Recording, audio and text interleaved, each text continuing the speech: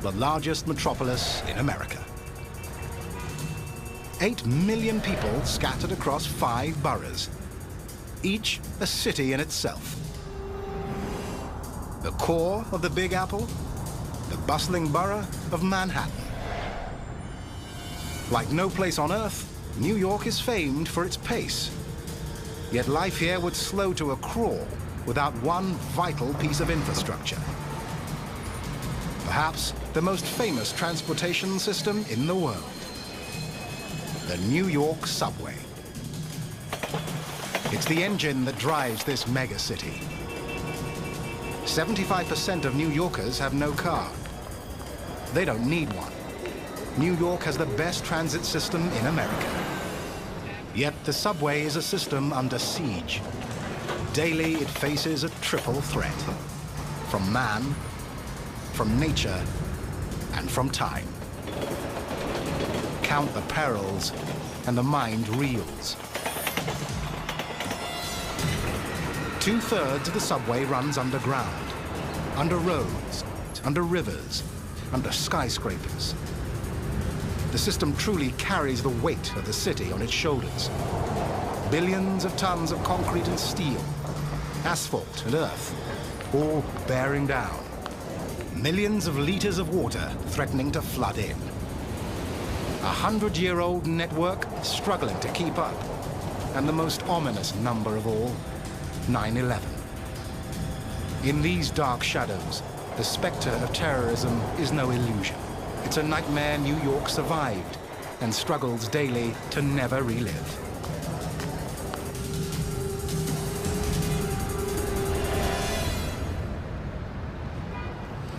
New York has a second nickname, the city that never sleeps.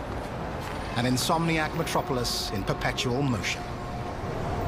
Like the city, the subway never rests.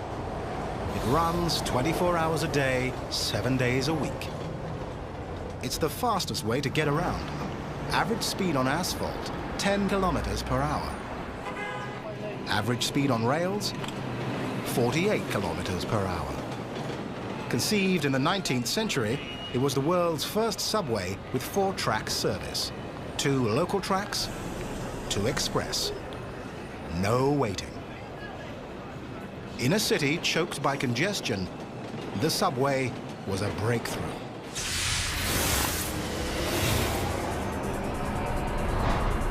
From a single line, tentacles spread across the city to become the most extensive subway system on Earth.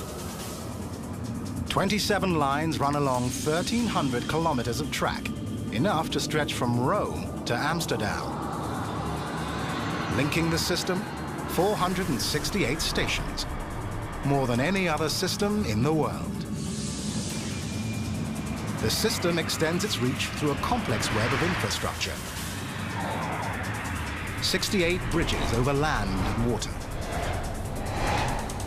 14 tunnels under rivers. 2 key rail links. And one of the world's oldest ferries. Every working day, trains carry 4.5 million people, nearly the entire population of Norway, making it one of the world's busiest subway systems. Within this vital organ, life pulses at the speed of a New York minute. And every day, the city struggles to keep it beating and keep it safe. To outsiders, this megacity can seem one big, faceless metropolis. To New Yorkers, it's a vast patchwork of neighborhoods, each with its own identity, all linked by these precious threads of steel. Abe Monhas has been a motorman for 21 years. Today, he's driving his favorite route, the number 3 line. I think it's one of the nicest lines in the system. Just moving through the city, Harlem, Brooklyn, Manhattan, Chinatown. His route takes him through some of the world's most famous real estate.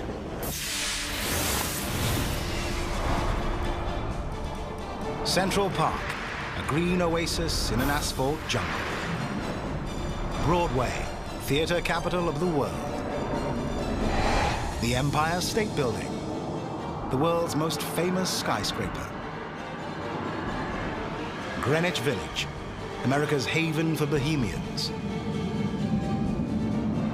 Wall Street, New York's bastion of finance. And a plot of hallowed ground, the open grave of the World Trade Center.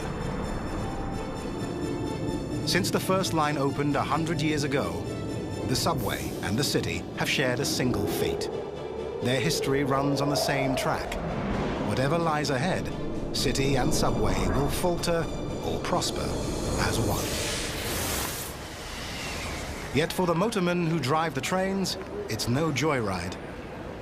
One of the biggest misconceptions of this job is that it's very easy. You have to pay very, very close attention to every little detail. Every motorman shares the same motto: safety first.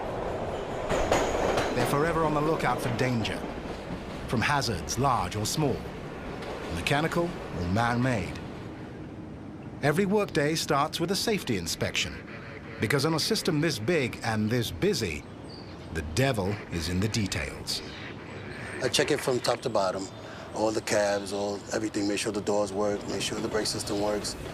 If Abe finds anything wrong, he has the power to prevent a train from going into service.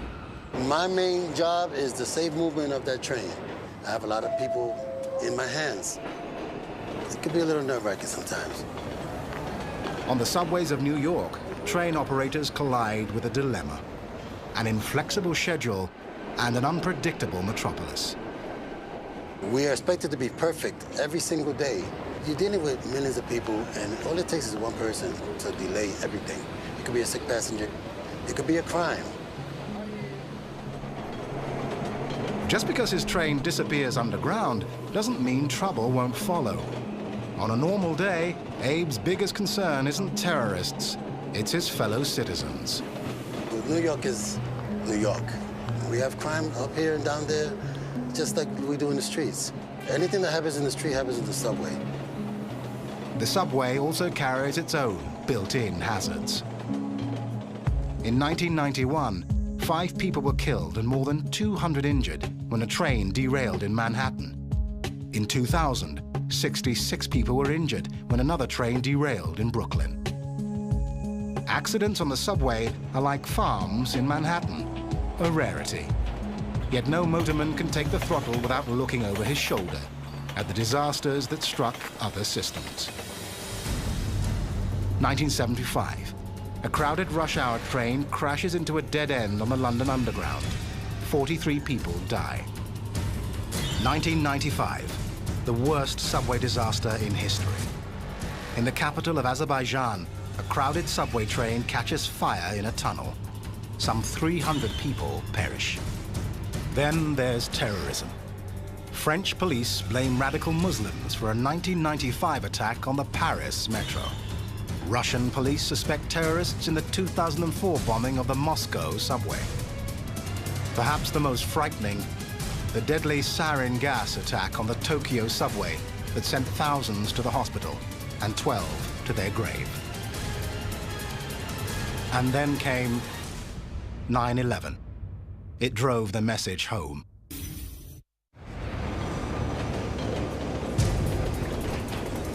Along these rails, New York stands guard for danger. On a beautiful Indian summer morning, it struck from the most unlikely quarter, right out of the clear blue sky. An unprecedented catastrophe that stopped New York in its tracks.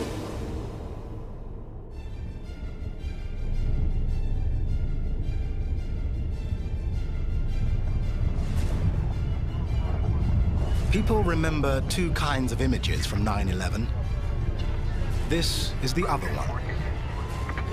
Hundreds of thousands of subway riders walking for safety, walking for home, walking anywhere. In the wake of the terrorist attack on New York's World Trade Center, the world's biggest subway system shut down. All day long, the whole world watched the horror unfolding above ground. No one saw what happened below. A transit catastrophe. When the Twin Towers fell, the collateral damage took out the Cortlandt Street subway station. Almost 430 meters of tunnel destroyed. 4 subway lines severed.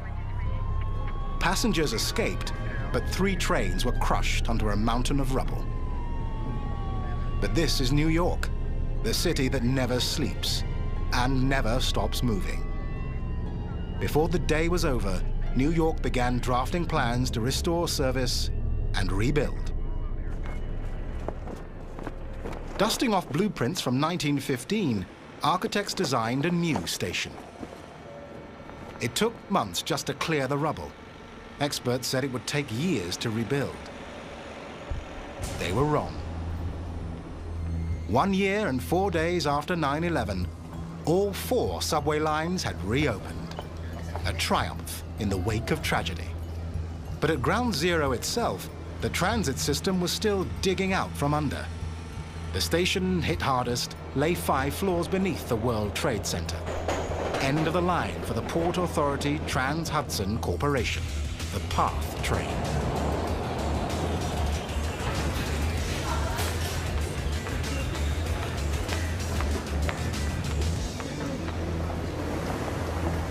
From terminals in Newark and Hoboken, the railway crosses the Hudson River via 2 tunnels.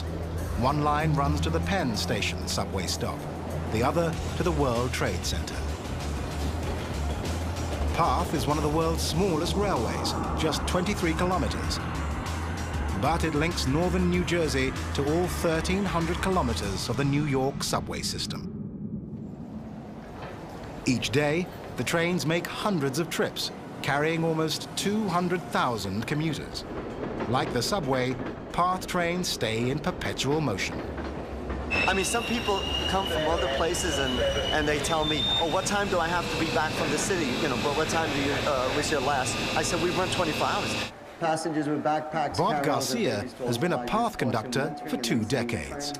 Also, passengers. I enjoy being in the car with the passengers, and I think the passengers feel a lot safer, too. You have to remember, since 9/11, things have changed. We lost our innocence because now any little delays, anything that happens on our system, passengers tend to look up. Every day, Garcia pulled into the PATH station beneath the Twin Towers.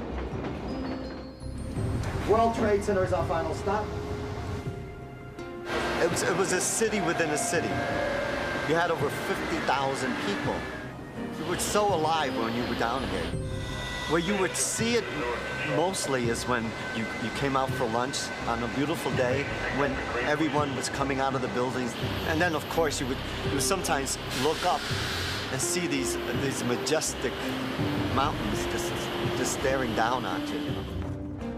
Then came 9/11. The only way you can describe it is like a death in the family.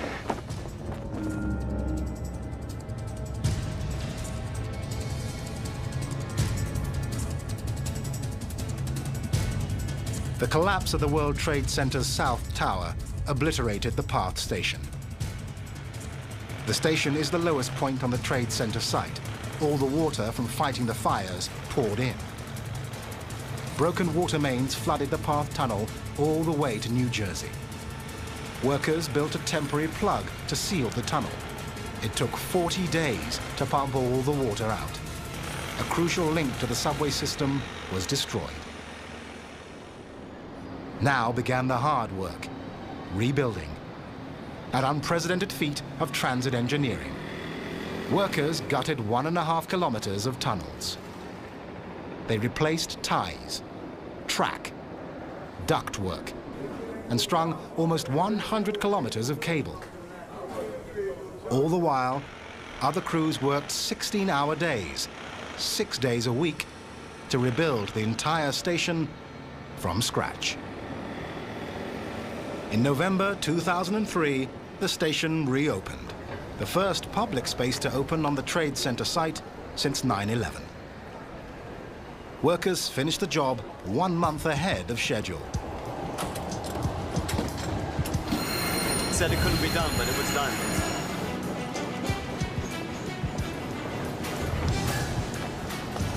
Yet the real work has just begun. This station is only temporary. From unprecedented tragedy has emerged a rare opportunity, the chance to reinvent the ancient infrastructure at the heart of a modern megacity. This gaping hole is destined to become a thriving hub. We're going to build a new transit center here, and that is the first terminal that Lower Manhattan will have.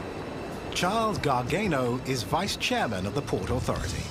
His vision of a new PATH station is destined to link up with another bold transformation just blocks away. With more than 250,000 entries, exits and transfers each day, Fulton Street is the busiest subway station in Lower Manhattan. It's also the most confusing. A subterranean jigsaw puzzle, and the pieces don't fit.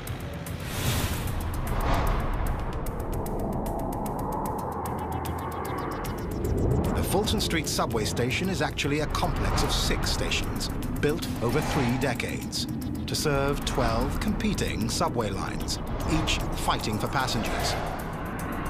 Discouraging transfers between lines was deliberately built in. For almost a century, commuters groped through this transit nightmare. Then it got worse. When the PATH train station was built, no one envisioned a link to Fulton. The result? 2 key rail hubs and no connection. Now comes a multi-billion-dollar operation to untangle veins and unclog arteries, to smooth transfers among subway lines and tunnel a direct connection between the subway and the trains. Stations will be consolidated into one vast hub. Connections will be direct. Moving walkways will flow from one system to the next. In turn, the new PATH hub will forge direct connections to buses, ferries, and subway lines. It's no mere facelift, it's major surgery to close a gaping wound and put a shattered puzzle back together.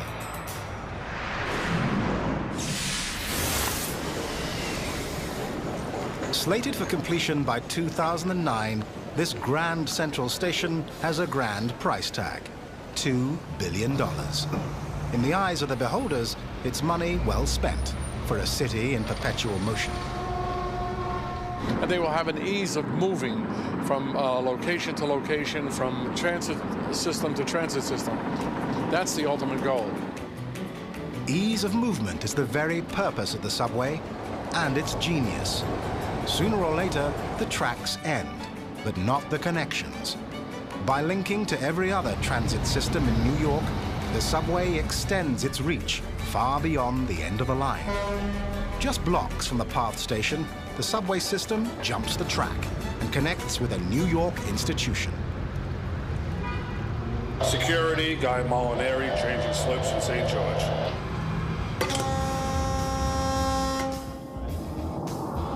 Isolated in New York Harbor, Staten Island is the only borough in New York with no subway. But 5 miles away on Manhattan, Staten Island meets the subway at the Whitehall station. The link? The famed Staten Island Ferry. It takes you down to the water's edge and beyond. Every weekday, 5 boats move the equivalent of a large town. 104 daily trips. 70,000 passengers per day, 20 million people a year. Like the subway, the ferry runs 24 hours and never takes a holiday. Unlike the subway, it's free.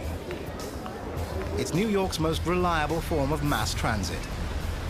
More than 96% of the trips run on schedule, despite sleet, snow, fog, and traffic. New York Harbor is one of the busiest harbors in the world, and of course the Staten Island Ferry is operating right in the middle of New York Harbor. James DeSimone is Chief Operations Officer of the Staten Island Ferry.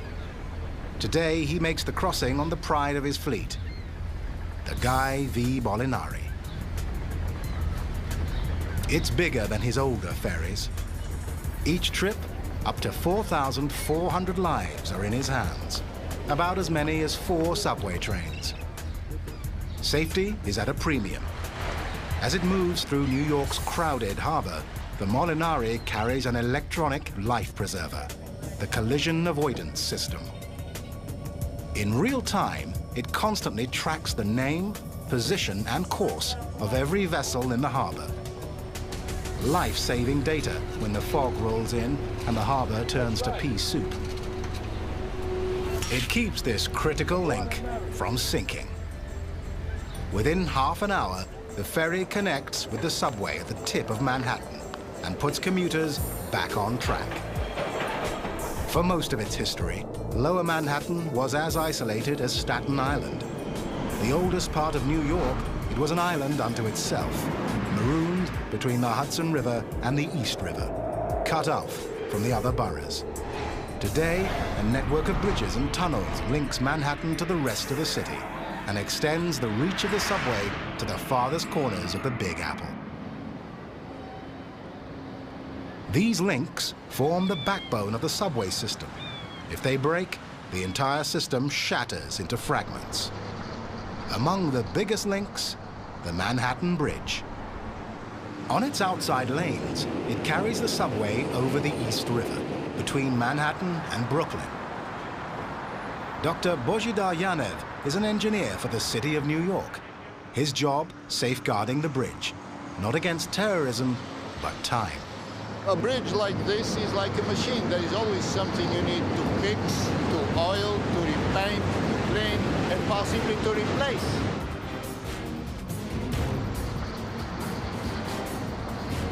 The Manhattan Bridge needed major repairs at a relatively early age. The threat came from the very trains it was built to carry. Held in place by steel cables, the Manhattan has the advantages and drawbacks of a suspension bridge. One advantage, it can flex. One drawback, it can flex. That drawback emerged when the first subway train crossed. As the heavy cars pass, the bridge sways. One side dips, the other rises, a full meter.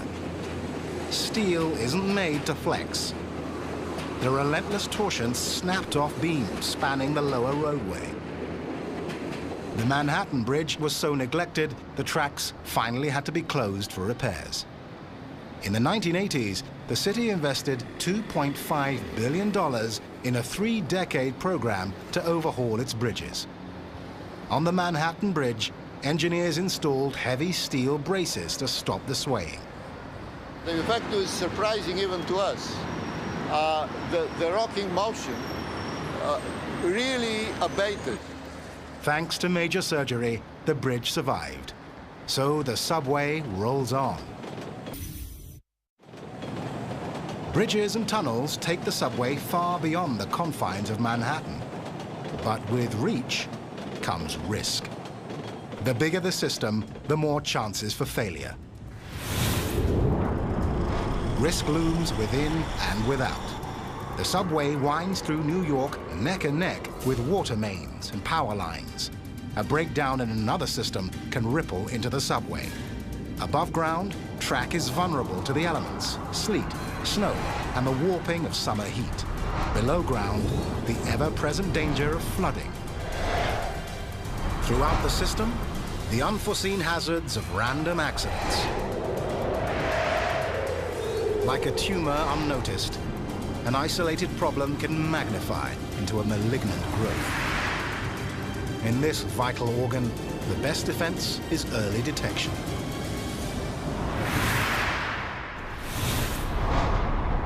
To spot trouble, the Transit Authority relies on its frontline lookouts. We're their eyes and ears, because we're the ones that are out here. So if I see a fire on this track, they don't see that. I see it, so I call out control. We have a smoke condition, track 4, Junior Street.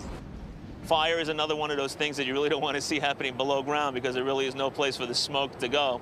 If there is even a minor trash fire, it may not be a major emergency, but if you're on that train and the smoke condition comes into the subway car, you really don't care what it is you want to get out of there. Fire, flood, bomb. Whatever the threat to the subway system, Michael Lee can respond.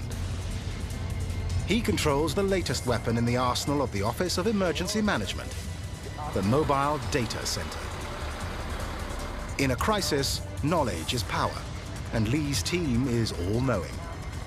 Inside, a computerized map of virtually every city structure, above and below ground, including the entire subway system, in unparalleled detail. At a keystroke, they can punch up a station and pinpoint every elevator, emergency exit, and fire hydrant. Every stairway in every subway has a unique number registered on the computer, allowing Lee's team to guide rescuers through smoke-filled chaos. Today, the chaos is water and mud. Well, we had a 20-inch water main break right in front of that location there where our backhoe is. Stephen Zimmerman is among the platoon of workers called up to close the break. This happens a lot, especially in Manhattan. There's a lot of infrastructure in one small area, and it's on top of one another. The flooding is so bad, it threatens to undermine nearby buildings. Residents are forced to evacuate. It gets worse. Buried beneath the street, right beside the water main, a high-voltage power line. In response, a slew of departments and agencies descend on the scene. Police, fire, transit, transportation, utility. It's the kind of trouble tailor-made for the data center. It can be a complex situation to make sure that we have all the right agencies on scene and that we're working and coordinating properly to make sure that the job's getting done. To guide each agency, the data center can pull up an exact layout of the surrounding infrastructure. Power lines, building footprints, and most critically, subway lines. If the flood reaches the tracks, the water will become electrified and the line will have to shut down. For the duration, this will be the brains of the operation. The water main burst 3 days ago. Still more days will pass before the scene is back to normal. After the first day or so, people get used to the disruption. New Yorkers, they learn to cope with it. So does Lee's team. We are confident that we can respond to anything anybody throws at us, so bring it on. We're ready. Every day, fate taunts the New York subway. On the nation's oldest and busiest system, the relentless foes are age and wear. Quietly, thousands of workers fight back, repairing track, overhauling trains, battling floods, in a daily struggle to bypass disaster. A motorman is only as good as his train. That's where Abe comes in. At day's end, when he reaches the end of the line, he still makes one more stop, the dispatcher's office. I'm there in case a train comes in that's vandalized or dirty or it has mechanical difficulties. They'll say, "Abe, do me a favor, take that to the yard."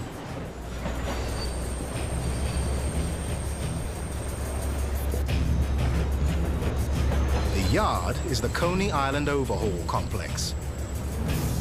It's a legend unto itself.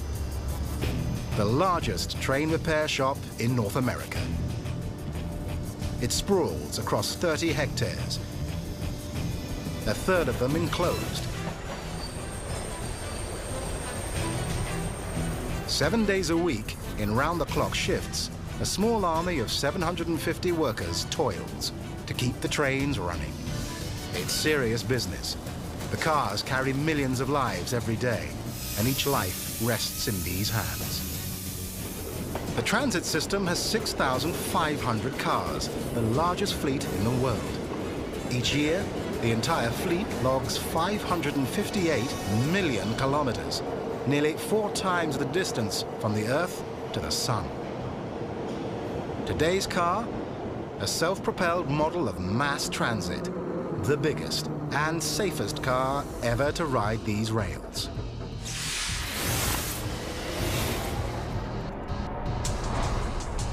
The newest model is 15.5 meters long and weighs 32 tons. Its main components, a passenger cab and 2 steel trucks. draws power through 4 contact shoes, 2 on each side, but interconnected. When one shoe touches the electrified 3rd rail, all 4 are hot. Power flows to 4 115 horsepower motors, powerful enough to accelerate a sports car from 0 to 100 in 4 seconds. With power on, the motors push at full strength, but the train's speed is controlled by resisting the push of the motors. To stop the train, resistance increases. Only within the last 5 meters does the motorman activate the brake shoes and pads. Keeping the entire car on the rails, a steel lip invented 2 centuries ago, and still holding fast. From the wheels to the roof, the Coney Island yard can repair every single part. And every single day, it does. Every car that comes in gets the equivalent of an annual physical to ensure nothing goes from bad to worse. We have a saying here, you don't want to pay for the same real estate twice. So if a car comes in, you want to do as much and the best job as possible the first time, this time, so there won't be a next time. Greg Lombardi is the main superintendent. He runs his shop like a giant toy, a $1 billion toy. I always told everybody it's like having my own personal train set. When things, unexpected breakdowns occur, we go out and we troubleshoot.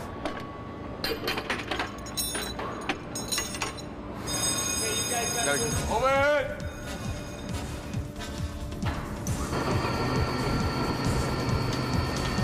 The shop's workhorses are 4 30-ton cranes, indispensable for moving a car from one workstation to another. Ready?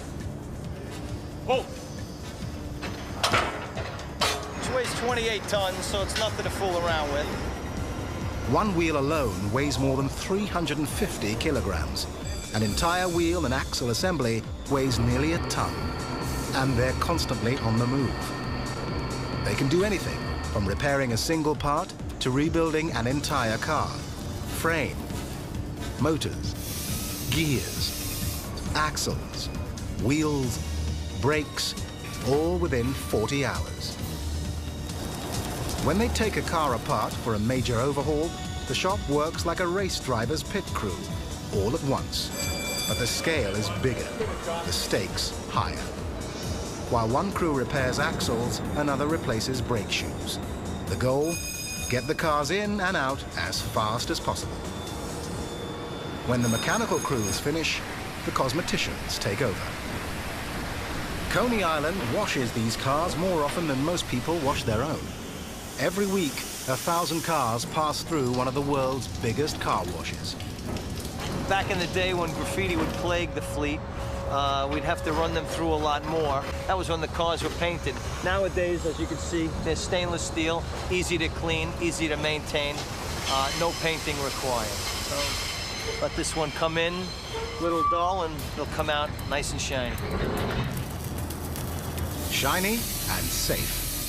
The goal of New York itself. 3 decades ago, both the city and the subway shared a bad reputation. Dirty, unsafe, and no place to be. New York cleaned up its image partly by cleaning up the subway. At the Coney Island yard, they do more than keep the trains running. They keep the Big Apple polished. No job too small, no job too big, lifetime guarantee. How can you beat it? Send us your troubles. On the subway, keeping cars safe is only half the equation. The system has more than 2,600 switches to move trains from one track to another, and more than 11,000 signals to control train traffic. The equipment is older than most New Yorkers. Much of it was installed before 1940. Altogether, more than 13,000 chances for something to go fatally wrong. New York can't take that chance. To sidetrack a catastrophe, maintenance workers go looking for trouble every day. To find it, the crew themselves must venture into harm's way. They work in a black hole, beside live rails, with trains bearing down just centimeters away.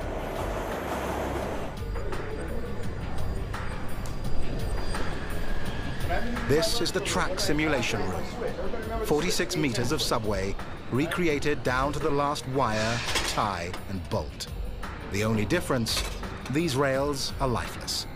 In the field, they carry a lethal dose of electricity, 600 volts. With crews working centimeters from death, accuracy counts. Bob Dorino is one of the instructors. Students get a chance to take apart their equipment, to adjust their equipment, to get a true feel for what they're going to experience when they're out in the real world doing the actual job of keeping New York City safe. The workers keep the signal system running, and the signal system keeps the trains running safely. It works through modern electronics and old-fashioned mechanics. All tracks are divided into 300-meter sections called blocks that electrically detect the presence of a train. When a train enters the block, it passes over a set of insulated joints in the rails. The wheels short-circuit the joints and activate a signal to regulate traffic behind the train. If the train maintains speed, the signal remains green. If the train slows down, the signal changes to yellow. If the train stops, the signal changes to red. At the same time, a life-saving backup is automatically activated. A T-shaped device at track level called a trip. Its purpose? Avert a collision.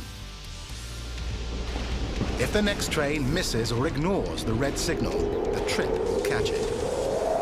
When the train passes over, a safety lever beneath the carriage strikes the trip and engages the brakes. When the signal turns yellow or green, the trip lowers, and the tracks are clear to proceed. Signals work in tandem with the equipment that safely moves a train from one track to another, the switch. The movable rails are called switch points. They guide a train down one track or the other through the simplest of technology. The train has a flange that hangs down from one side of the wheel. This flange rides on the innermost part of the rail. As the train moves along the track, the flange would then grab this portion of the rail and be guided accordingly. One mistake, the trains could derail or collide. It demands a foolproof system, a mechanism that forbids both mischief and error. It's called an interlocking machine. Each lever on the machine corresponds to a signal or switch on the track. The fail-safe in the machine is a set of steel bars that give the machine its name. They interlock, allowing safe movements and forbidding unsafe movements. The flawless logic of the interlocking machine heads off two of the worst threats to the subway system: derailment and collision. But just beneath the surface, another threat lurks, and another machine toils. Two networks that crisscross Manhattan. One, a man-made network of tracks and stations. The other, a natural network of streams and springs. A century ago, to build the subway, engineers had to pump out billions of liters of groundwater. They're still pumping. On average, New York City stands just 1 meter above sea level. 60% of the subway system runs underground.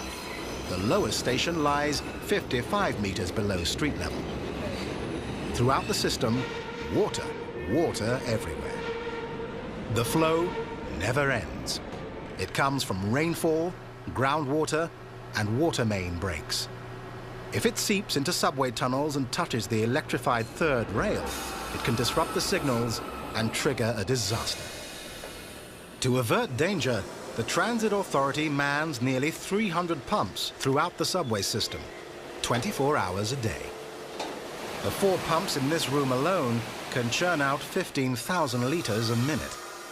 On an average day, the pump rooms throughout New York disgorge 49 million liters of water, enough to fill 50 Olympic swimming pools. The water flows into underground sumps, then into the sewers. keeping the subway high and dry.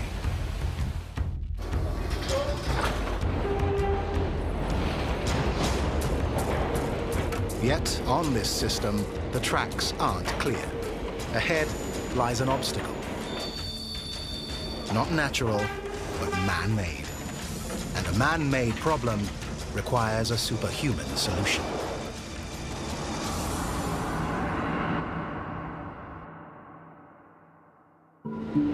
Sometimes New York is its own worst enemy. On America's busiest subway, a bulging artery threatens to hemorrhage. The threat comes not from nature or time, but man. Too many people. Now, relief is coming down the tracks. The fabled 2nd Avenue subway. In the boom years after World War II, change swamped Manhattan's East Side. Factories closed, offices opened, and condominiums sprouted. To make room for progress, the city tore down 2 elevated subways. As the decades passed, the population exploded, swamping the East Side's sole subway line. For decades, New Yorkers talked of building another line running north and south along 2nd Avenue. Work was begun, but when New York teetered on bankruptcy in the 1970s, construction stopped. Finally, help's coming. The first subway line to be built since 1940, a 13-kilometer stretch from 125th Street to the financial district in Lower Manhattan. It won't be completed until 2020, but a glimpse of the subway of the future has already been unveiled.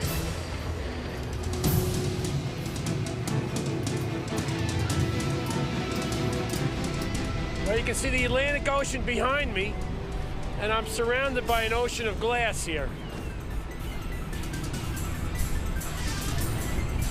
Rich Maris manages the Stillwell Terminal project on Coney Island. With 8 tracks, it's the biggest subway terminal in the world. It's also one of the oldest in the New York system. Over the past 2 decades, the Transit Authority has renovated almost half its stations. But when Stillwell's turn came, it was judged beyond repair. Instead, they tore it down and started over. This is tomorrow's terminal today. 4 subway lines terminate at Stillwell. Each was once covered by a small canopy that failed to protect trains and passengers from the elements. No more. Stillwell now shelters beneath a roof the size of a football field. But this roof does far more than keep commuters dry. It powers the station. The roof is made of 2,600 photovoltaic panels. Every year, each solar-powered panel generates enough electricity to power an average household for 3 days.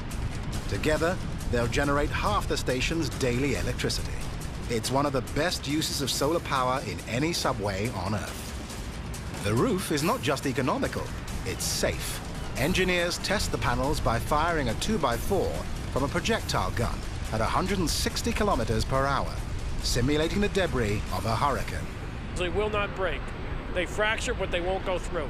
This roof is strong enough to handle your weight. You can walk all over the glass if you want to. You have to. To avoid disruptions on the platforms below, the roof was designed to be maintained from above. Like arteries in a body, the subway ensures the health of its host.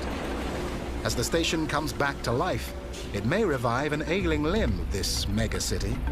Back in the early 1900s, Coney Island was probably the original version of what Disney World is today. Everyone came here. This was a city of lights. This roof now has started the return of Coney Island. An entire neighborhood moves forward because Stillwell is back on track.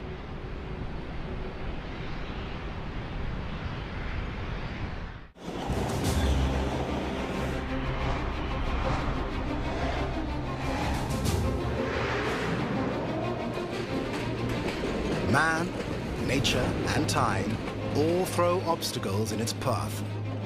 Hazards loom around the bend. Yet the subway always comes through. a well-oiled machine in perpetual motion, speeding to the service of a restless metropolis. The system works. It works very, very well. And when there's a time of crisis, we pull together like nobody else does. It's all about pressure and time. How much pressure can you take over a certain amount of time? Some people rise to the occasion, some fold under the pressure, so to speak. We all need reassurances nowadays, you know. It's a different world. Once in a while, I take a peek through my window, and I see everybody very relaxed. Sometimes you see people sleeping, a whole carload of people sleeping. They feel safe. If they didn't feel like that, they wouldn't be asleep. Rocked to sleep, safe inside this metal cocoon. The city that never sleeps finally rests.